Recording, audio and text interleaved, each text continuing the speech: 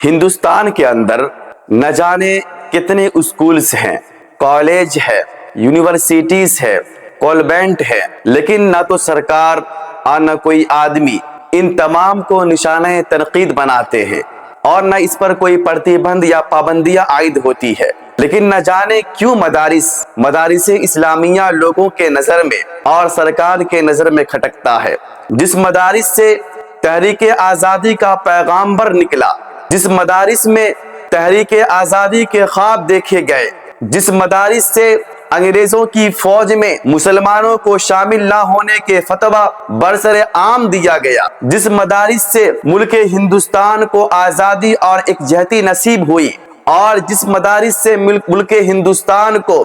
سچے سپہ سالار، جرنیل اور مجاہد آزادی ملا، افسوس یہ ہے کہ آج وہی مدارس نشانہ حکومت پر ہے اور آج وہی مدارس کو دہشت گردی کا آماجگاہ اور اڈا بتایا جا رہا ہے۔ آج بھی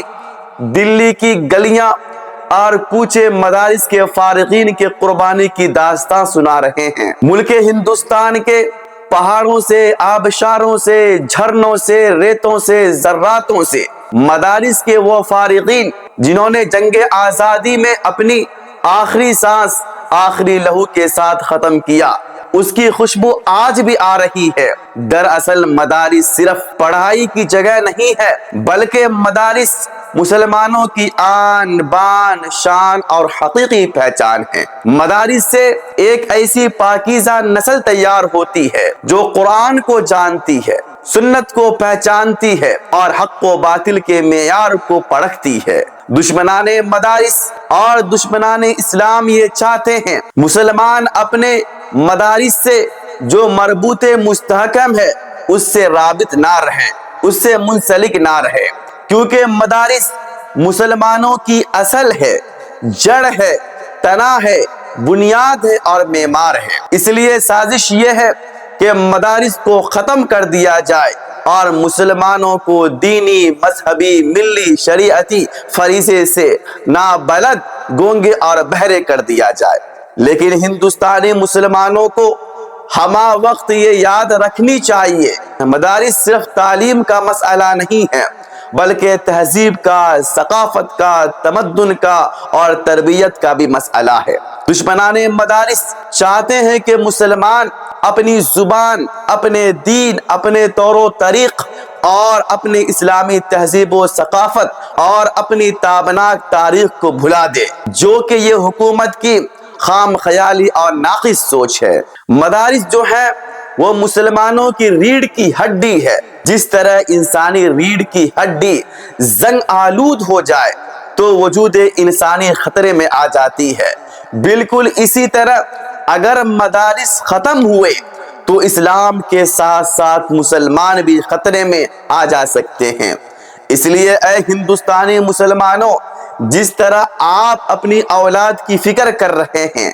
آپ اپنی جائیداد کی فکر کر رہے ہیں،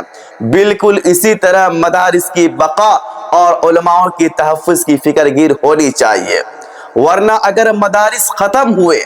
اور علماء بے یار و مددگار ہوئے تو پھر آپ اپنی اور اپنے اولاد کی ایمان اور یقین کو بچا کر آپ دکھا لیں، جو کہ ناممکن ہے، کیونکہ مدارس جو ہے دین کے وہ قلعے ہیں جو ایک سال میں ہزاروں عالم، ہزاروں حافظ، ہزاروں قاری قرآن اور ہزاروں فقیہ، جو ہزاروں مفتیان کرام اور ہزاروں قاضی کو تیار کرتا ہے، جو ہر محاذ پر دشمنان اسلام کی سازش کو بے نقاب کرتا ہے اور اس کی شیطانی سازش کو کھوکھلا اور بے بنیاد بنا دیتا ہے۔ شاہ عبدالعزیز، سید احمد شہید، مولانا محمود الحسن، مولانا حسین احمد مدنی، مولانا ابوالکلام آزاد، مولانا محمد علی جوہر، مولانا مظہر الحق اور ہزاروں دیگر علماء کرام جو مدارس ہی کی پیداوار ہے،